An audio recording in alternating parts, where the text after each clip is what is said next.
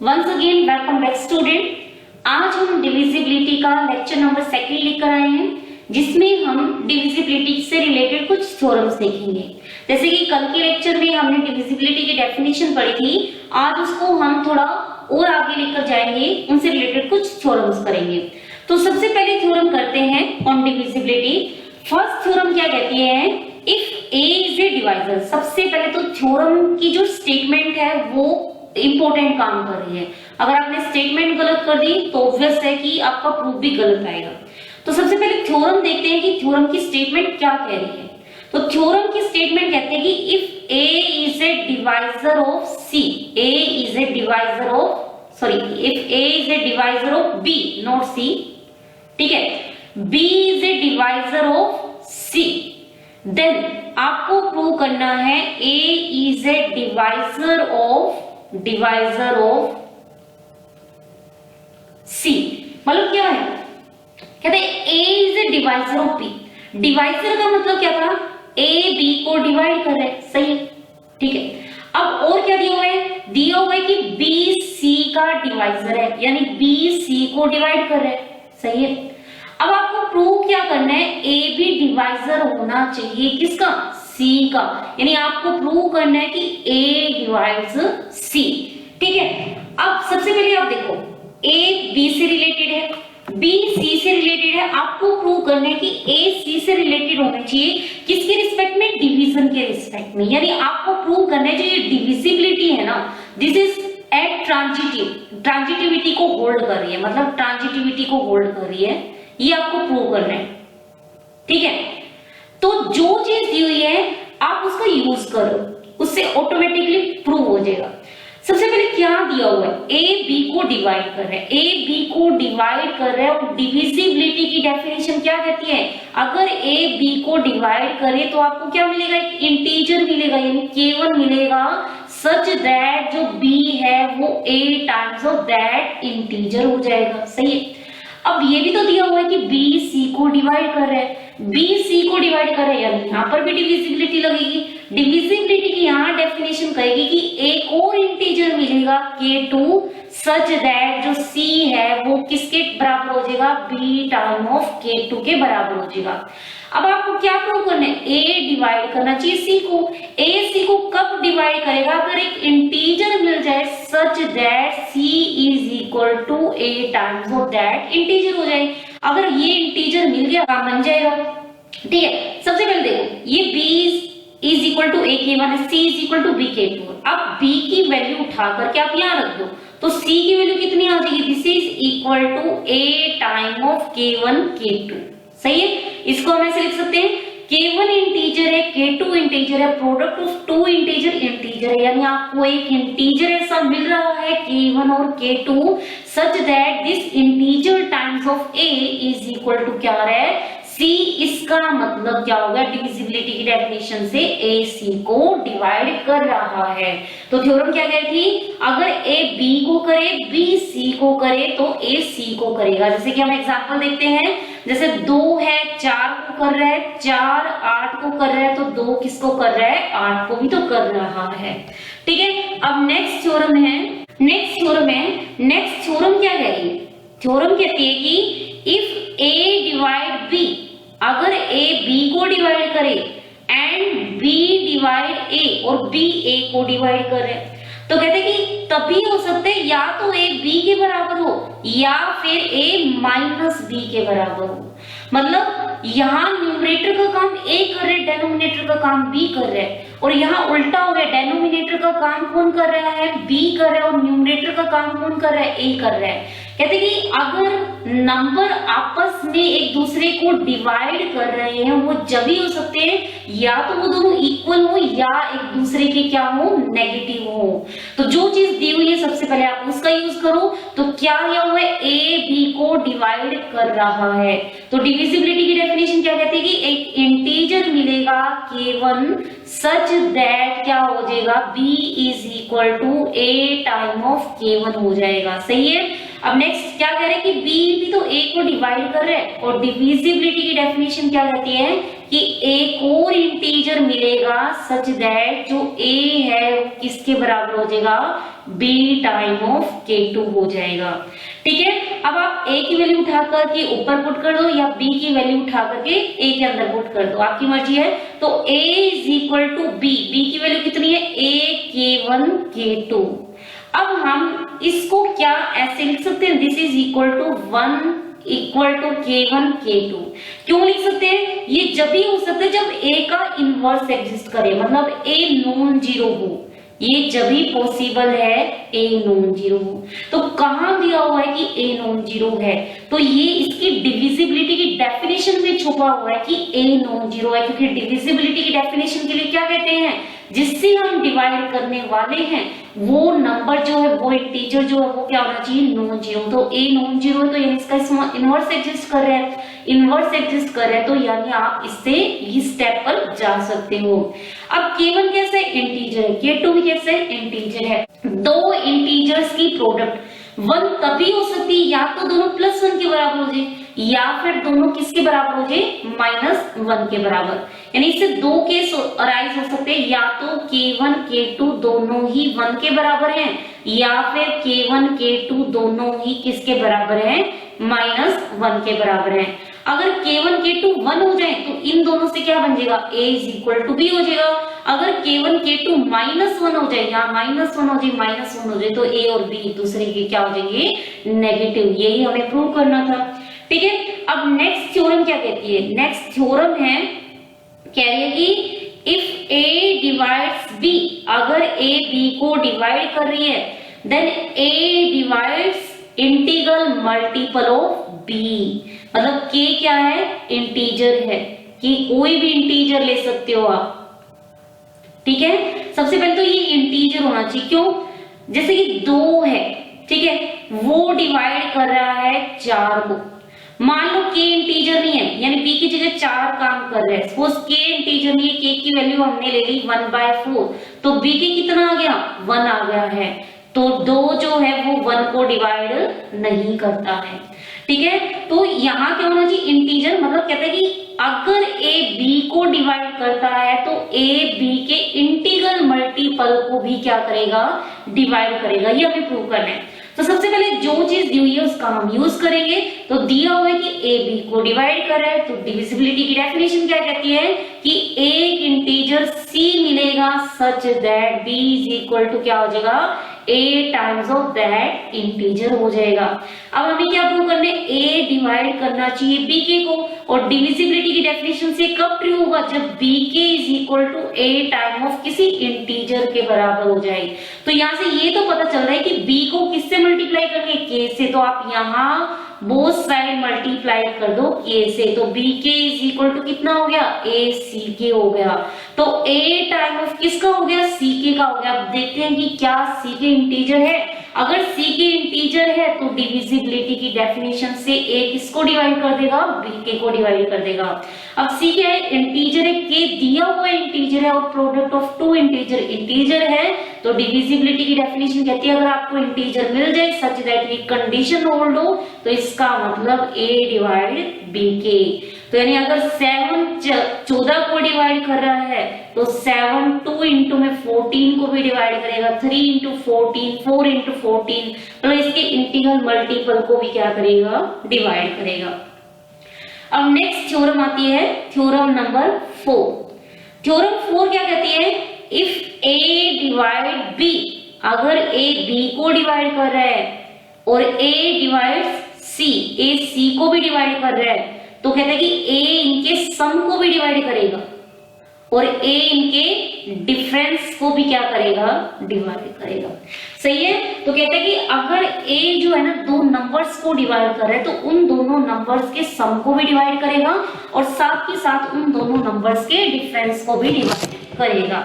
तो सबसे पहले जो चीज दी हुई है उसका यूज करते हैं। तो क्या दिया हुआ है, a b को डिवाइड कर रहा है, तो a b को डिवाइड कर रहा है, तो इसका मतलब क्या हुआ, एक इंटीजर मिल गया k1 सच दैट क्या हो जाएगा, b is equal to a time of k1 हो जाएगा। सही है, अब ये भी तो दिया हुआ है कि a c को डिवाइड कर रहा है, तो डिवीजन की डिविजिबिलिटी की डेफिनेशन क्या कहती है कि एक इंटीजर मिलेगा k2 such that c is equal to क्या हो जाएगा a टाइम ऑफ k2 हो जाएगा। अब आपको क्या प्रूव करना है, a डिवाइड करना चाहिए b प्लस c को। तो a b प्लस c को कब डिवाइड करेगा, अगर एक इंटीजर मिल जाए such that b plus c जो है a टाइम्स उस इंटीजर के बराबर हो जाए। तो हमें यहाँ से ये स्टेप समझ आ रहा है कि b और c को ऐड करना है, तो इसको और इसको आप ऐड कर दो। तो b plus c this is equal to a time of k1 plus में क्या हो गया है k2 हो गया है। k1 इंटीजर k2 इंटीजर, सम क्या है इंटीजर, यानी आपको एक इंटीजर मिल गया k1 plus k2 such that this integral times of a is equal to b plus c। तो डिविजिबिलिटी की डेफिनेशन कहते हैं कि a डिवाइड कर जाएगा किसको, b प्लस c को। सेम दोनों को सब्ट्रैक्ट कर दोगे तो उस इंटीजर की जगह काम कौन कर जाएगा, k1 माइनस k2। तो यानी जैसे कि एग्जांपल करें, 4 है 8 को डिवाइड कर रहे हैं, 4 है 16 को डिवाइड कर रहे हैं, तो 4 8 प्लस 16 को भी डिवाइड कर रहे हैं, और 4 जो है वो किसको डिवाइड कर रहे हैं, 8 माइनस 16 को भी डिवाइड कर रहे हैं। ठीक है, अब नेक्स्ट थ्योरम क्या कहती है, नेक्स्ट थ्योरम कहती है कि इफ a डिवाइड्स b, अगर a b को डिवाइड कर रहा है और a c को डिवाइड कर रहा है, ठीक है, तो कहते हैं कि a डिवाइड करेगा bx प्लस में cy, जहां x और y क्या है, कोई भी इंटीजर है, x y जो है कोई भी इंटीजर है।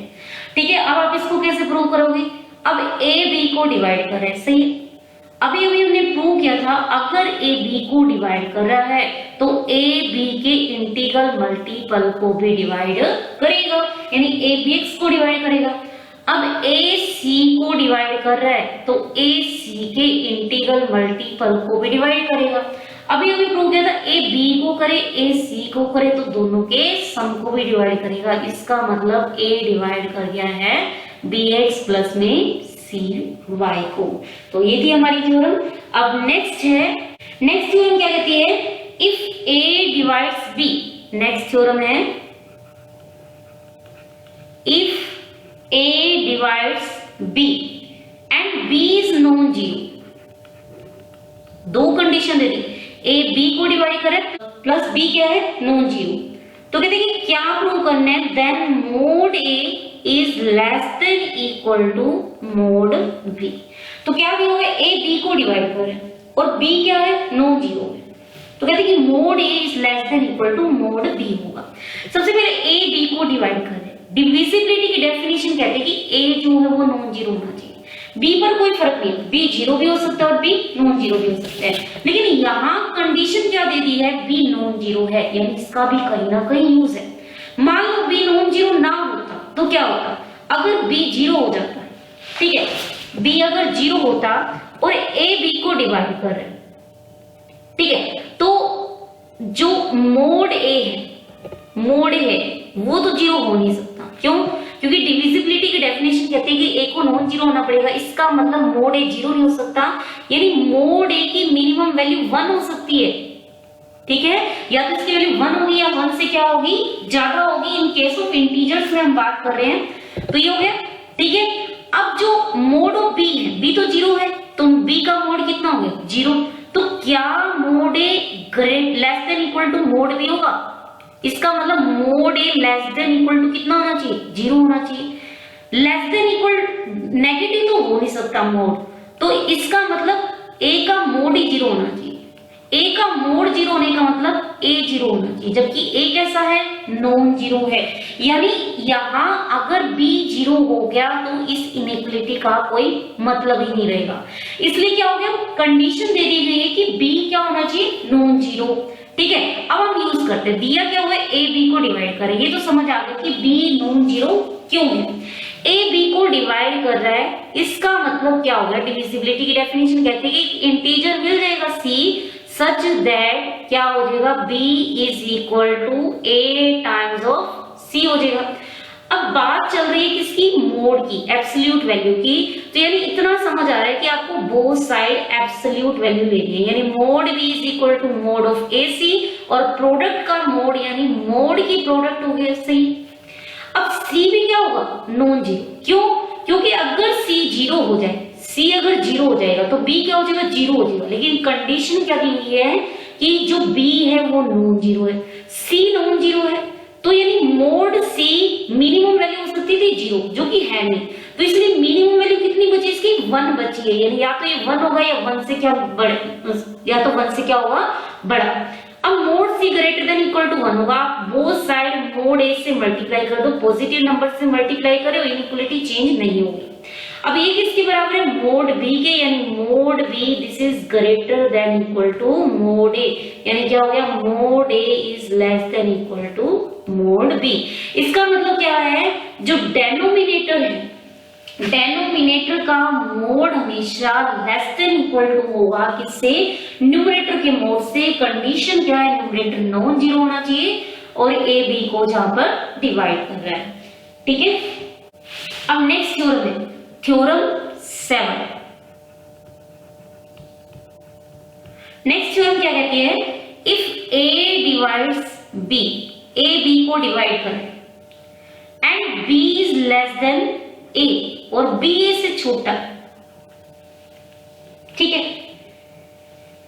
वेयर ए एंड बी, जहां पर कंडीशन दे दी गई है ए बी दोनों ही कैसे हैं, नॉन नेगेटिव इंटीजर, ए और B both are non negative,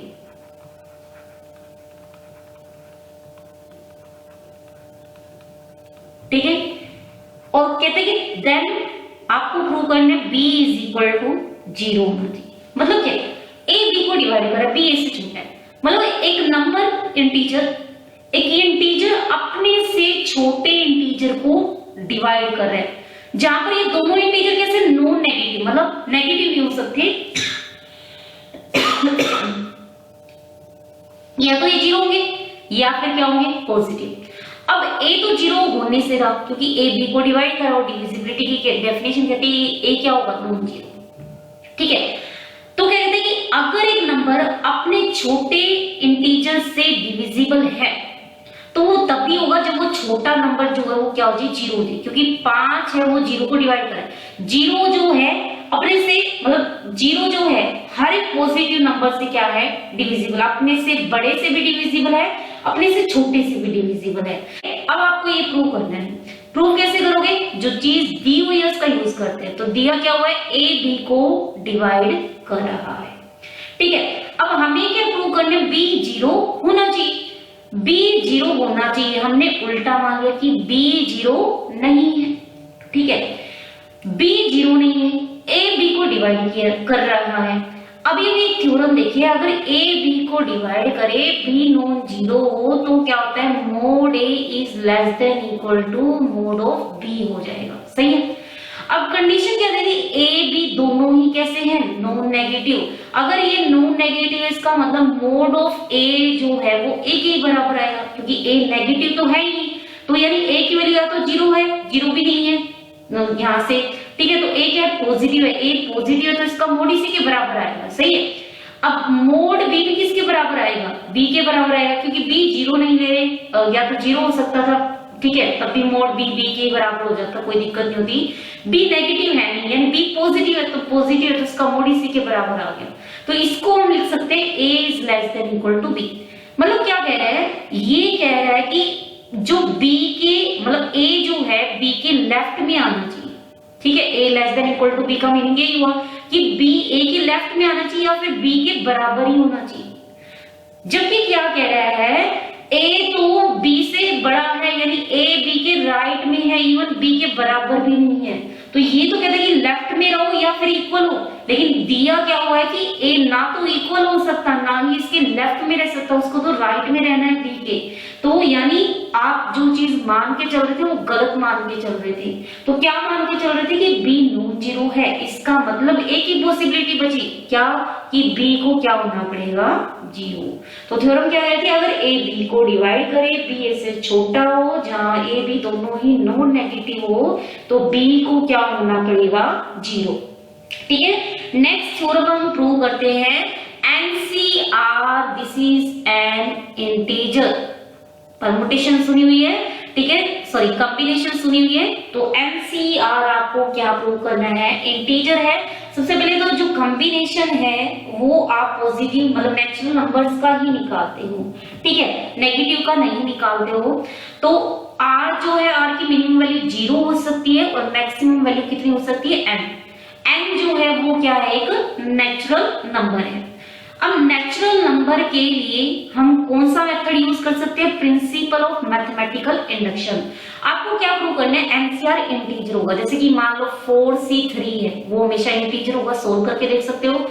5c4 है वो भी एक इंटीजर होगा, ठीक है। तो कहते हैं कि आप एनसीआर निकालो, एन तो नेचुरल नंबर होगा कॉम्बिनेशन की डेफिनेशन से, आर की मिनिमम वैल्यू 0 हो सकती है और मैक्सिमम n हो सकती है। आपने खोल के देखा हो, मैक्सिमम 4c4 हो सकता है और मिनिमम 4c0 हो सकता है।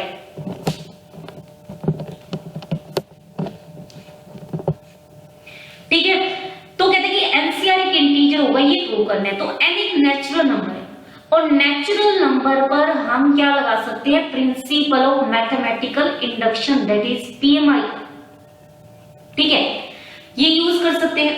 अब आपको प्रिंसिपल ऑफ मैथमेटिकल इंडक्शन लगाना है किस पर, n पर, और प्रूव करेंगे कि एनसीआर जो है कि इंटीजर होगा।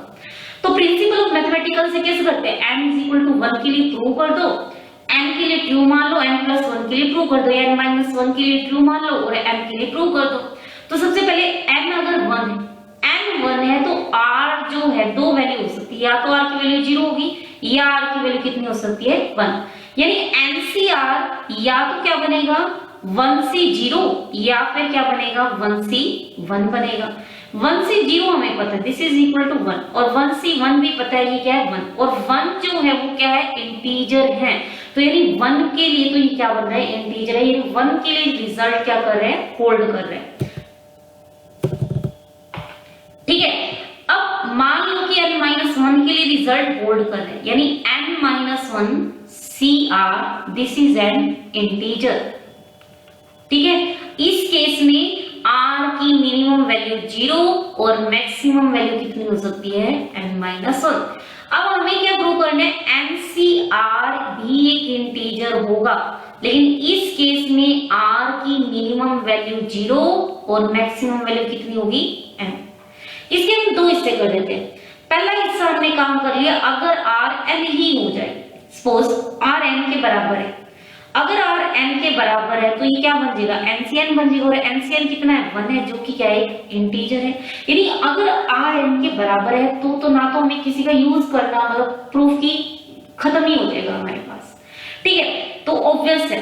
अब मान लो r n नहीं है, यानी r की पॉसिबिलिटी कहां तक बच गई, 0 से लेकर के n-1 तक। अब इस केस में प्रूव करना है कि NCR क्या होगा, एक इंटीजर होगा। अब इसको इंटीजर प्रूव करने के लिए आपको किसका यूज करना पड़ेगा, n-1 का। अब n-1 का कैसे कर सकते हो, क्या आप NCR को लिख सकते हो, this is equal to n-1 CR-1 plus में कितना हो गया, n-1 CR बन जाएगा, सही है। आप इसको खोल के देख लेना, यानी ये n-1 फैक्टोरियल और ये कितना हो जाएगा r-1 फैक्टोरियल और ये हो जाएगा n-r फैक्टोरियल और प्लस कितना हो गया n-1 फैक्टोरियल r फैक्टोरियल और ये हो जाएगा n-1 r फैक्टोरियल। जब आप इसको खोल के देखोगे आंसर आएगा n फैक्टोरियल r फैक्टोरियल और n-r फैक्टोरियल, यानी NCR इसके लिए होल्ड करें। अब r की मिनिमम वैल्यू थी 0 और मैक्सिमम वैल्यू थी कितनी थी, n-1 हो गई, सही है, ठीक। अब n-1 के लिए तो रिजल्ट क्या कर रहे हैं, होल्ड कर रहे हैं। n-1 के लिए रिजल्ट होल्ड कर रहा है, इसका मतलब n-1 CR-1 ये तो क्या है, इंटीजर है, क्योंकि यहाँ r की मैक्सिमम वैल्यू कितनी हो सकती है, r की मैक्सिमम वैल्यू हो सकती थी n-1, तो r-1 की मैक्सिमम वैल्यू कितनी हो गई, n-2, और जो -1 मिनिमम वैल्यू होगी वो इग्नोर करनी है, क्योंकि उस केस में कॉम्बिनेशन ही डिफाइंड नहीं होगा। मतलब जो ये r है ना, ये r इससे छोटा होना चाहिए, इसके इक्वल होना चाहिए, इससे छोटा ही बन रहा है, ठीक है। अब n-1 के लिए रिजल्ट होल्ड कर रहा था, n-1 CR भी क्या है, इंटीजर है, सही है। ये बाय इंडक्शन हम मान के चले हुए कि n-1 के लिए रिजल्ट क्या कर रहे हैं, होल्ड कर रहे हैं। तो ये भी इंटीजर है, ये भी इंटीजर है, और सम ऑफ टू इंटीजर इंटीजर होता है, यानी n के लिए रिजल्ट भी क्या कर रहे हैं, होल्ड कर रहे हैं। Result hold for n। तो प्रिंसिपल ऑफ मैथमेटिकल इंडक्शन क्या कहते हैं कि ये हर एक नेचुरल नंबर के लिए होल्ड करेगा। इसका मतलब एनसीआर एक इंटीजर होगा, यानी दिस बिलोंग्स टू, ठीक है, ये प्रूव करना था। तो ये था आज का हमारा टॉपिक, जिसके अंदर हमने डिविजिबिलिटी से रिलेटेड कुछ थ्योरम्स करी थी। नेक्स्ट लेक्चर में हम फर्स्ट एक्सरसाइज जो है उनसे रिलेटेड कुछ एग्जांपल्स करेंगे। So thank you students.